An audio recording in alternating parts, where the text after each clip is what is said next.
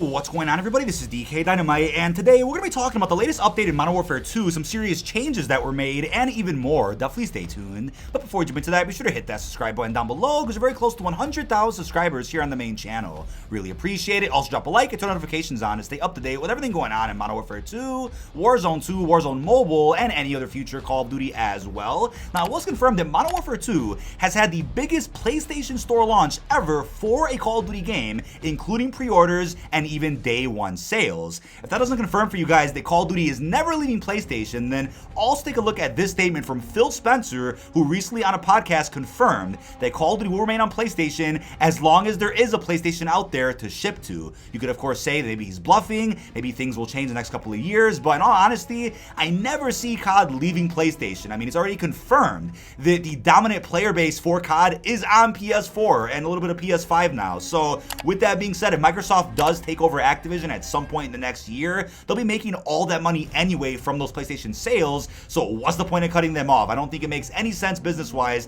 to ever be like, all right, let's use the loss, right? Cutting off COD on PlayStation to drive more interest to Game Pass or Xbox hardware. I don't think that'll ever happen, at least based on that data alone, but congrats to the team over at Infinity Ward for pumping out the most successful Call of Duty in quite some time. Now, also as a PSA, for those asking about their double XP tokens with the Vault Edition of Modern Warfare 2, it was confirmed the double XP tokens were only available if you pre-ordered the game within the in-game store of Vanguard, Cold War, Warzone, or MWII. If you guys are like, wait, what does that mean? Well, supposedly buying the game through those digital stores, whether it's PSN, Xbox, Battle.net, will not give you those double XP tokens. But the confusing part about that is when you click on the game page through the in-game store on Cold War, Vanguard, MW, and you want to buy MW2's Vault Edition through that, it'll open up a page to either the PSN store, the Xbox Marketplace, the Battle.net listing. So I don't understand why they're giving you an incentive for buying it through the in-game store when it's kind of the same thing anyway. When you just go on your console or your PC and you go to the game page listing on that platform, I don't know why that would even matter. I know you guys are probably frustrated about that, but people out there in the replies to this confirmation did say that even when they did buy Modern Warfare 2 through the in-game stores of those other CODs, they still didn't get the tokens. So with that, fill out a support ticket with Activision. I'll have that link down below, and show them proof that you did buy the game through the in-game store, or maybe just tell them that you did, even if you forgot if you did or not, and they should be able to give you those XP bonuses. Hopefully that works for you, because that's pretty silly. Now, Infinity Ward also released a Trello board to allow us to keep track of what they're working on in terms of bug fixes for Modern Warfare 2. We have a series of updates that have already gone live, as we're going to talk about, but unfortunately, when they made the board public, it was also made available to the public to edit the Trello board itself. So you guys know where that's going, right? There are some hilarious things written here in the cards, hopefully nothing inappropriate, but some funny things like fix the game, double XP weekend when, remove SBMM, where's shipment?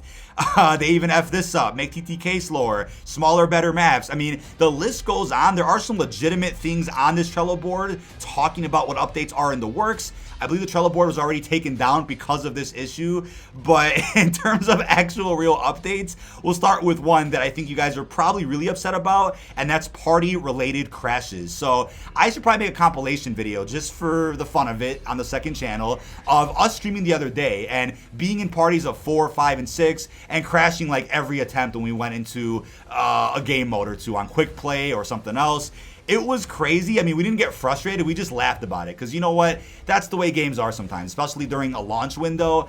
You expect things like that. So it didn't piss me off. I don't really care. I'm used to things like that happening whenever a new COD comes out because, hey, that's just the way it is. It usually gets ironed out by the first weekend, and luckily that has been ironed out as of right now. I know the issue wasn't necessarily platform specific, but crossplay with a full 5 or 6 stack just wasn't working properly. So luckily the update is out as of now. Let me know in the comments if you're still having crashing issues with Modern Warfare 2 multiplayer. Hopefully you're not. But then Infinity Ward tweeted out the following changes are now live in Modern Warfare 2. We have temporarily disabling the bipod mount, which was actually letting players fly, literally. If you guys have been seeing clips of people flying across different portions of the map with snipers, that's why. The bipod mount was allowing them to do that, and it was funny. I mean, we saw some crazy clips being hit with rocket launchers, snipers, but they had to get rid of that. I mean, not trying to have Peter Pan over in Modern Warfare 2 multiplayer, that's ridiculous.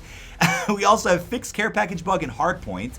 Fixed bug for missing kill streaks or perk in match. Another pretty big bug that a lot of people out there were talking about. And luckily that went out as a hotfix, not a title update. So you don't have to download this one. This is just the hotfix that you probably didn't even notice went live in the game. Now another big one that I think is really shocking for most is the disabling attachment tuning until further notice to investigate crashes for users with 5 attachments tuned. If you currently have a tuned attachment equipped, you will need to unequip and re-equip it to use that loadout. So attachment tuning is a really cool new feature that, in my opinion, will change the way metas work forever. Not just for multiplayer, but eventually Warzone 2, then DMZ, possibly zombies in the near future, if that comes out for this game, or the next Treyarch Black Ops. So attachment tuning is a pretty complex option that I do think could lead to some rough stability if not tested properly. And I do think Modern Warfare 2 is a really solid game, but in terms of that last minute polishing and QA testing, that's where the game lacks a little bit. So I would say either by this week coming up or by Season 1 the latest,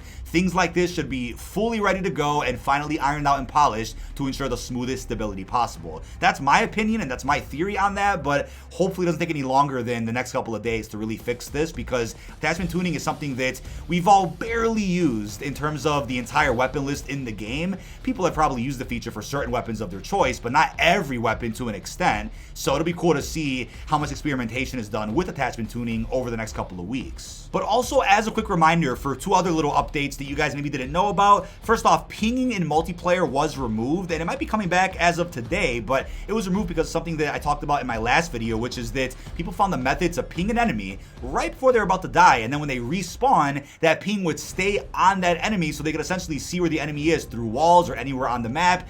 Pretty game-breaking bug that obviously would get people thinking that there are some actual hackers in their match, but if anything, it was just a ping glitch that people probably innocently used by mistake when they were playing multiplayer. So pinging altogether was taken out of MP as of now. And then for Camo tracking, right, some issues with platinum AR challenges with M4, M16 long shots, that has also been ironed out, at least from what I was told. So it does look like they are making sure that at least things like progression work in the best way possible. So if you want to rush or speed run your Camo progression before Warzone 2 comes out, you'll still be able to do that. Now, something funny that I also wanted to bring up real quickly, for those out there saying they're having an issue with turning off crossplay on Xbox, there actually is a method to turn off crossplay, but through the Xbox settings, not your in-game Modern Warfare 2 settings. As I'll show you guys on screen so you can see, you can go through your Xbox settings, go over to communication with other platforms, turn that off, and when you boot up Modern Warfare 2, you won't be matched up with anybody on PSN or PC. Now, that may lead to longer matchmaking times, of course, but I'm sure a hotfix will go out at some point soon to actually allow you to just turn off crossplay when you're in game, unless it's intentional to leave crossplay enabled permanently. I don't know why that would be the case. I understand it for PC, but for console, I don't know why they would do that. So I am assuming they'll end up fixing that at some point in the future, considering that PlayStation right now could disable crossplay if you guys wanted to. Now, last and definitely not least, speaking of Xbox, several players on Xbox have been glitched into the Warzone 2 screen after a match ends, which is hilarious, but you can't actually load into a Warzone 2 match as the full Warzone 2 experience isn't available yet. That comes out with the Season 1 release on November the 16th, but I am aware, right, as of now when we downloaded Modern Warfare 2, there is a Warzone 2 file there, but it's not the full experience, just I guess the foundation for it, so that when the update drops for it in the next couple of weeks, it'll just add to that and you have a smooth integration with Warzone 2 at your COD HQ menu. But cool to see that Warzone 2 is popping up early. Would love to see an early beta of sorts or early release. I know with Warzone 1 a couple of years ago, you got 24 hours of early access, I believe, for those that own Modern Warfare 2019. Maybe we'll get a similar offer like that with Warzone 2 on November 15th. That would be cool to see, because November 16th is going to be really packed already with the Battle Pass, a whole new system with that, DMZ. We'll have to see an early release of Warzone 2 at some point before that. But that is about it. This has been dkdynamite. Leave our thoughts down below in the comment section. What are your thoughts on the latest update of Modern Warfare 2, some serious changes that were made that you probably didn't know about, and everything else we discussed? Really hope you've enjoyed, and peace out, everybody.